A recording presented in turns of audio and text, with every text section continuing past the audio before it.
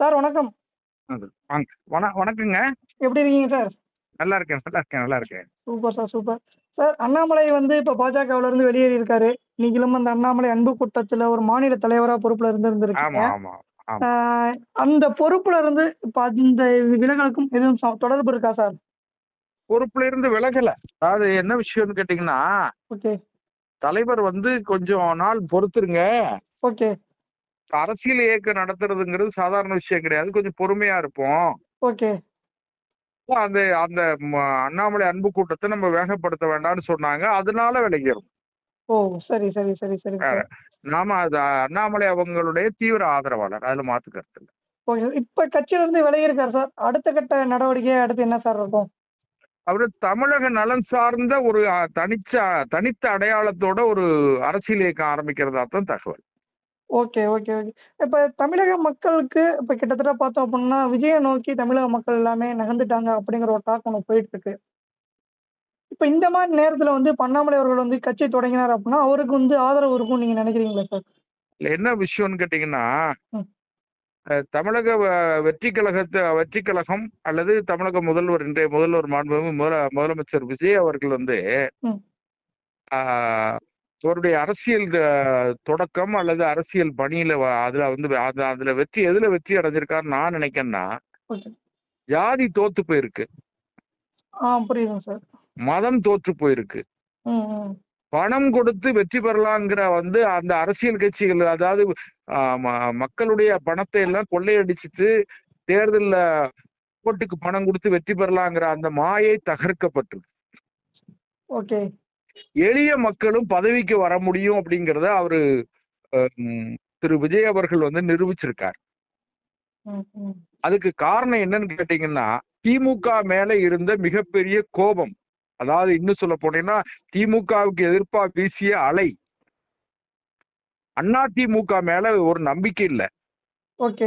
அதிமுக வலிமையான தலைமையின் கீழே இல்ல. கடந்த 5 வருஷமா திமுக அமைச்சர்கள், மாவட்ட செயலாளர்கள் அவங்க எல்லாம் நடந்துகிட்ட முறைகள் இருக்கு பாருங்க. ஒரு நாட்டாமை மனநிலையில் நடந்தாங்க. அதை மக்கள் ரசிக்கல. திமுக தொண்டர்களும் ரசிக்கல. ஓகே. இதனுடைய விளைவு திரு விஜய் அவர்கள் வந்து வெற்றி பெற்றிருக்காங்க. இன்னைக்கு ஆட்சி அதிகாரத்துல இருக்காங்கன்னு வைங்களேன். சரிங்க சார். அதே நேரத்துல திரு விஜய் அவர்களை விமர்சிக்கிறதுக்கு ஏதாவது செய்திகளே இல்ல அப்படின்னு நீங்க நினைச்சிட வேண்டாம். ஏன்னு கேட்டா, நேற்றைக்கு கூட அவங்க வந்து திரு விஜய் அவர்கள் வந்து மாண்புமிகு முதலமைச்சர் அவங்க திருச்சியில பேசும்போது ம். ஒரு தேர்தல் பிரச்சார மேடையில பேசுற மாதிரி பேசுனாங்களே தவிர, அவருடைய அரசின் மேல வைத்திருக்கிற விமர்சனத்துக்கு பதில் சொல்ற மாதிரி இல்ல. ஒரு உதாரணத்துக்கு என்ன சொல்றேன்னா, ரூபாய் 200 யூனிட் ஃப்ரீன்னு சொல்லி எல்லாருக்கும் சொன்னாரு. ஆமா. இப்ப 500 யூனிட் வரைக்கும் கன்சியூம் பண்ணக்கூடிய உபயோகப்படுத்தக்கூடியவங்களுக்கு தான் 200 யூனிட் ஃப்ரீ. ஹலோ. புரியுது சார். கேக்குது. கேட்டுட்டு தான் ஆமா. இருக்கேன். அதே போல வந்து எல்லா விவசாயிகளுடைய கடனையும் தள்ளுபடி பண்ணுவேன்னு சொன்னாரு. அதுக்கு இப்போ வந்து எப்படின்னு கேட்டா 50,000க்கு கீழே உள்ள கடன்களை தான், அதுலயும் 15,000 தான் தள்ளுபடி பண்ணுவேன்னு சொல்லியிருக்காரு. கரெக்ட். ஆமா. இப்படி இப்படி முரண்பாடுகள் இருக்கு. ம். சரி, முதலமைச்சர் நீங்க நேற்றைக்கு வந்து தமிழக வெற்றி கழகத்தோட தலைவர் விஜய் அவர்கள் வந்து இன்னைக்கு தமிழ்நாட்டுடைய முதலமைச்சர். தமிழ்நாட்டுடைய முதலமைச்சரா இருக்கிற அவரு, காவல்துறையை பொறுப்பு வச்சிருக்கிறவரு, இங்க நடக்கிற சட்ட ஒழுங்கு பிரச்சனையாக இருக்கட்டும், பாலியல் வன்கொடுமை, அதெல்லாம் வந்து போதை பழக்கம், இது எல்லாத்துக்குமே அவர் பொறுப்பா இருந்து அதை அட்ரஸ் பண்ணணும். ஆமா. அதை கண்டிப்பா. பண்ணல. சோ அது எதுக்காக நான் இதை சொல்ல வரேன்னு கேட்டீங்கன்னா, இப்படிப்பட்ட அந்த குற்றச்சாட்டுக்களை திமுகவோ அதிமுகவோ வச்சு அதுக்கு வந்து என்ன கேட்டீங்கன்னா, நீங்க நேற்று என்ன பண்ணீங்க, நீங்க முந்தா நாள் என்ன பண்ணீங்கன்னு பதில் சொல்லுவாங்க. ஆமா. தமிழக வெற்றி கழகமே என்ன சொல்லுவாங்கன்னா, நீங்க என்ன சொல்றாங்க, இப்ப திமுக ஆட்சியில விதைச்சது இன்றைக்கு மரமா வளர்ந்திருக்கு, விருட்சமா வளர்ந்திருக்கும்பாங்க. ம், ம். திமுக ஆட்சியில வந்து விதைத்த விஷம் இன்னைக்கு விருட்சமா இருக்குன்னு சொல்லுவாங்க. அதிமுக ஆட்சியில நடந்த தவறுகளை தமிழக வெற்றி கழகம் சொல்லிடுவாங்க. ஆனா இப்போ திரு விஜய் அவர்களை விமர்சிக்கிறதுக்கு தகுதியானவர், ஒரு படித்தவர், ஒரு ஒரு ஒரு குற்றச்சாட்டுகளுக்கு ஆளாகிற ஒருத்தர் தேவைன்னு மக்கள் எதிர்பார்க்காங்க. ஓகே. அந்த அந்த இடத்தை திரு அண்ணாமலை அவர்கள் நிரப்புவார்னு சொல்லி நான் நினைக்கிறேன். Okay sir. இப்போ வந்து சார் இப்ப விஜய் அவர்கள் வந்து ஆட்சி அமைச்சுட்டாரு. இப்ப ஆம் ஏகோபித்த இளைஞர்களுடைய ஆதரவு விஜய்க்கு இப்ப இருக்கு. ஆம் இப்ப அண்ணாமலை வந்து அந்த இடத்த நிரப்புவார்ன்னு அ நம்பலாமா? உறுதியா அது இன்னொரு விஷயம் சார் ஒண்ணு. ஓகே. காலங்கள் போக போக ம். இந்த ஆட்சியினுடைய தடுமாற்றம், ஓகே. இந்த ஆட்சி தேர்தல் காலங்கள்ல சொன்ன வாக்குறுதிகளை நிறைவேற்ற முடியாம தடுமாறி அந்த ஆட்சி வந்து எந்த திசையில பயணம் பண்ண போது, திரு விஜய் அவர்கள் ரொம்ப நேர்மையா இருந்தா கூட அவரை சுற்றி இருக்கிறவங்க நேர்மையா இருக்கணும். கண்டிப்பா, கண்டிப்பா. ஆமா. அவர் இன்னும் நிறைய வந்து உங்களுக்கு ஒரு முதலமைச்சர் வந்து ஒரு 30 ஏறக்குறைய தமிழ்நாட்டில் இருக்கிற 38 துறைகளுக்கும் அவர்தான் பொறுப்பு. ஆமா. ஓவரால் ரெஸ்பான்சிபிலிட்டி தமிழ்நாடு அரசினுடைய தலைவர் தலைமை பொறுப்புல ஆட்சி அதிகாரத்துக்கு தலைமை பொறுப்புல இருக்கிறவரு திரு விஜய் அவர்கள் தான். அவர்கள் ம். எந்த அளவுக்கு கண்காணிப்போடு இப்போ இவ்வளவு குறுகிய காலத்துல விமர்சனம் பண்றது நியாயமான்னு கேட்டா, இவ்வளவு குறுகிய காலத்துல இவ்வளவு விமர்சனங்கள் வந்திருக்க கூடாதுங்கிறதையும் நம்ம பார்க்கணும். புரியுது, புரியுது, புரியுது. ஆமா. நாங்க நேற்று கூட அவரு திருச்சியில சொல்றாரு, நான் வந்து ஆம், மிகப்பெரிய நல்ல நல்ல அதிகாரிகள் எல்லாம் போட்டிருக்கேன்னு சொல்றாரு. இப்போ காவல்துறை அதிகாரிகளை போட்டிருக்கேன், சட்ட ஒழுங்கை காப்பாத்துவேன்லாம் சொல்றாரு. ஆமா. அந்த காவல்துறை அதிகாரிகள் நியமனத்திலேயே கூட சில விமர்சனங்கள் இருக்கு. ஓகே. அதனால இனி வந்து இந்த அதிகாரிகளை வந்து எப்படி அவர் கண்காணிக்க போறாரு? கடந்த ஆட்சியில ம். முழுக்க முழுக்க அதிகாரிகளே வந்து முன்னாள் முதலமைச்சர் திரு மு.க. ஸ்டாலின் அவர்களே தவறாக வழி நடத்தினாங்கிறது தான் மிகப்பெரிய குற்றச்சாட்டுல அது ஒண்ணு. Okay, okay, okay. அதனால அதே மாதிரி திரு விஜய் அவர்களும் இருந்துடக்கூடாது. எல்லா விஷயங்கள்லயும் அவர் கவனம் செலுத்தணும். அதிகாரிகளை வந்து அவர் கட்டுப்பாட்டுக்குள்ள வைக்கணும், நிர்வாகத்தை கட்டுப்பாட்டுல வைக்கணும், கட்சிக்காரங்களை கட்டுப்பாட்டுக்குள்ள வைக்கணும். இன்னைக்கு கூட பாத்தீங்கன்னா சிறுவைகுண்டத்துல அவர் கட்சியை சார்ந்த ஒரு நிர்வாகி, மாவட்ட நிர்வாகி ஆமா. பாலியல் வழக்குல கைது செய்யப்படுறாரு. ஆமா, 2 ஆமா, ஆமா, நிர்வாகிகள். ஆமா. ஆமா, இதெல்லாம் வந்து நாளைக்கு நான் இன்னும் போக போக போக இது பூதாகரமா ஆகும். ம், ம். இப்ப இதை அட்ரஸ் பண்றதுக்கு ஒரு நல்லவன் கிடைக்க மாட்டானா அப்படின்னு சொல்லி மக்கள் ஏங்குவாங்க தானே. இது எதிர்பார்ப்பு கண்டிப்பா, தானே. கண்டிப்பா. இப்போ நான் என்ன நினைக்கிறேன்னா சார், திராவிட மாடல் அப்படின்னு சொல்றது, திராவிட இயக்கம் சொல்றது, இது தோத்து போயிடுச்சு சார். ஓகேங்க சார். ஜாதி மதம் தோத்து போயிடுச்சு. ஓகே. சனாதானம் அது இதெல்லாம் பேசி காலத்தை ஓட்ட முடியாது. இனிமேல் வெல்ஃபேர் கவர்மெண்ட், ஒரு குட் கவர்னன்ஸ் வேணும். புரியுது, புரியுது, புரியுது. ஒரு நல்ல ஆட்சியை கொடுக்கறவங்களால தான் மட்டும்தான் வெற்றி பெற முடியும். ம், ம். அந்த ஆட்சியை கொடுக்கறதுல இவர் கொஞ்சம் தடுமாறினாலோ அதை தட்டி கேட்கக்கூடிய தகுதி உள்ள ஒரு தலைவரா திரு அண்ணாமலை இருப்பாருன்னு சொல்லி நம்ம நம்புறோம் சார். Okay, okay. அதே மாரி சார் இப்போ வந்து இவரு விஜய் சாரி அஜித்தோட ஆலோசனை, ரஜினிகாந்த் அவருடைய ஆலோசனைப்படி தான் இப்ப அண்ணாமலை அவர்கள் வந்து இப்போ புது கட்சி ஆரம்பிக்க போறதா தகவல்லாம் கசிஞ்சுட்டு இருக்கு. அது எந்த அளவுக்கு சார் உண்மை? அது ஊடகங்கள் உங்களுக்கு நம்ம வந்து ஊடகங்களுடைய கற்பனைகளுக்கெல்லாம் நாம வந்து கட்டுப்பாடு விதிக்க முடியாது தானே. கண்டிப்பா. ஆமா. நீங்க உங்க கற்பனை சிறகுகளை விரிச்சு பறக்கும்போது நான் எப்படி வந்து நீங்க அதை இப்படி போகக்கூடாதுன்னு சொல்ல முடியாதுல்ல. கண்டிப்பா, கண்டிப்பா. ஆனா அதுக்கான உறுதியான தகவல் என்கிட்ட இல்ல. ஓகேங்க சார், ஓகே. அதே மாரி சார் இப்ப பாஜகவுல வந்து என்னைய வந்து முடக்கி வச்சிருந்தாங்க அப்படிங்கிற மாரி தகவல்கள சொல்லி நான் கட்சியில இருந்து வெளியேறேன் அப்படிங்கிற மாரி சொல்லியிருக்காருல்ல. அதுல ஒண்ணும் சந்தேகமே இல்லை. ஏன்னு கேட்டீங்கன்னா 2024 நாடாளுமன்ற தேர்தல்ல ம். வெறும் அதுக்கு முன்னால 3% இருந்த வாக்கு வங்கிய 18.2% வாக்குகள், கிட்டத்தட்ட ஏறக்குறைய 82 லட்சம் வாக்கு பாரதிய ஜனதா கட்சியோட தலைமையிலான அணி பெற்றது. கண்டிப்பா. ஆமா. கூட்டணியோட சேர்த்து. கூட்டணி சேர்த்து 18.2%, ஏறக்குறைய பிஜேபி மட்டும்னு சொல்லிச்சு பாத்தீங்கன்னா கூட ஏறக்குறைய 12% 13% கிட்டத்தட்ட வந்துச்சு. வந்தாங்க.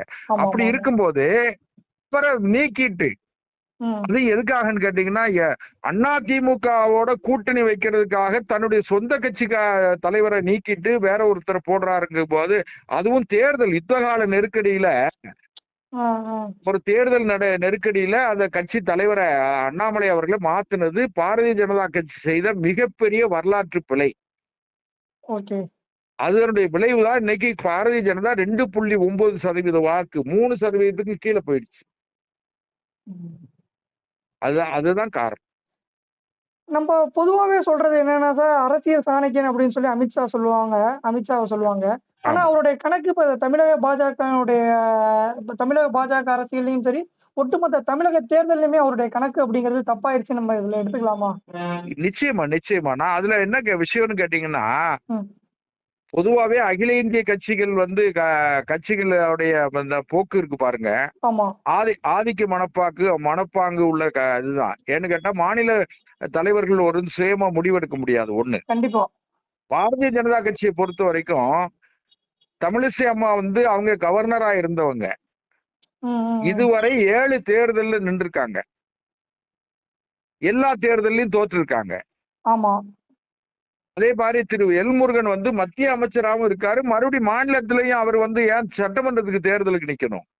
கரெக்ட். ஆமா. நாடாளுமன்றத்துக்கு நிக்கிறாரு, சட்டமன்றத்துக்கு நிக்கிறாரு, தோக்குறாங்க. இப்போ வந்து இது மறுபடியும் அவங்களுக்கே வாய்ப்பு கொடுக்குறீங்கன்னு வச்சுக்கிடுங்க. அது வந்து தொண்டர்கள் மத்தியிலையும் சலிப்பு வரும், மக்கள் மத்தியிலையும் சலிப்பு வரும். திரு எல்முருகனை வந்து இன்னும் அவர் தமிழ்நாட்டுக்கு என்ன தமிழ்நாட்டினுடைய வாழ்வாதார பிரச்சனை, தமிழ்நாட்டோட மக்கள் பிரச்சனைக்காக எந்த பிரச்சனையும் அட்ரஸ் பண்ணியிருக்காரு. அது பார்க்கணும்ல. கண்டிப்பா. தமிழ்நாட்டுக்கு இருக்கிற ஒரே மத்திய மந்திரி அவரு, மத்திய இணையமைச்சர். அவர் தமிழ்நாட்டோட எல்லா பிரச்சனையும் அவர் அட்ரஸ் பண்ணணும்ல. பார்லிமெண்ட்ல பேசணும். கண்டிப்பா பார்லிமெண்ட்ல பேசணும், மக்கள் மன்றத்துல பேசணும், தமிழ்நாடு அரசை கண்டிக்கணும். ஆமா. இது எல்லாமே வந்து பாரதிய ஜனதா கட்சியை பாதாளத்துக்கு கொண்டு போயிடுச்சு. இன்னொரு செய்தி என்ன சார், இன்னும் வந்து திரு அண்ணாமலை அவர்களே தமிழ்நாடு பாரதிய ஜனதா கட்சி தலைவரா வாராருன்னு வச்சுக்கிடுங்க.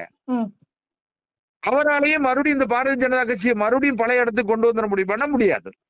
எதனால சார்? அது ஒன்னொன்னு சார், உங்க மேல ஒரு இம்ப்ரெஷன் வந்து ஒரு தவறான அல்லது பலகீனமானவங்க நீங்க அப்படின்னு சொல்லி ஒரு முடிவு எடுத்துட்டாங்க மக்கள் அப்படின்னு சொன்னா, நான் பலமானவன் சொல்லி காமிக்க எப்படி முடியும்? புரியுது. அதுக்கான காலமோ அவகாசமோ இல்ல. 2029 பார்லிமெண்ட் எலெக்ஷன் வரும். பார்லிமெண்டோட சேர்த்து அசம்பிளிக்கும் தேர்தல் வர்றதுக்கு வாய்ப்பு இருக்கு. கண்டிப்பா. ஆமா. ஏன்னா one nation one election bill அவங்க பாஸ் பண்ணிட்டாங்க. டீலிமிட்டேஷன் பில் பாஸ் ஆயிரும். ஆமா. ஏன்னு கேட்டீங்கன்னா மேற்கு வங்காளத்துல திரிணாமுல் காங்கிரஸ் பலகீனம் ஆயிடுச்சு, இங்க திமுக பலகீனம் ஆயிட்டாங்க. ஆமா. அதனால வந்து என்ன கேட்டீங்கன்னா அது எப்படி பாஸ் ஆகுங்கிறதுல நம்ம வெளிப்படையா இப்ப பேச முடியலன்னு வைங்களேன். நிச்சயமா எப்படி இருக்கும் தெரியாது இந்த இடத்துல. இல்ல டிவிகேக்கு வந்து பார்லிமெண்ட்ல ரெப்ரசன்டேஷன் இல்ல. இப்ப அடுத்து வரக்கூடிய தேர்தல்ல மேபி ஒருவேளை இந்த மாநிலங்களவையில ஜெயிச்சிட்டாங்க அப்படிங்கிற பட்சத்துல மாநிலங்களவையில ஜெயிச்சாலுமே ஒரு இடம் தானே வரும். கரெக்ட். ஆமா. அதனால அது ஒரு பெரிய இம்பாக்ட உண்டு பண்ணாங்க. ஆமா. அதனால திரு அண்ணாமலை அவர்களுடைய வரவு வந்து படித்தவர்கள் அல்லது தாவேக்காவுக்கு, நீங்க இன்னொரு கோணத்துல பாத்தீங்கன்னா தமிழக வெற்றி கழகத்துக்கு 1,73,00,000 வாக்குகள் போட்டிருக்காங்க.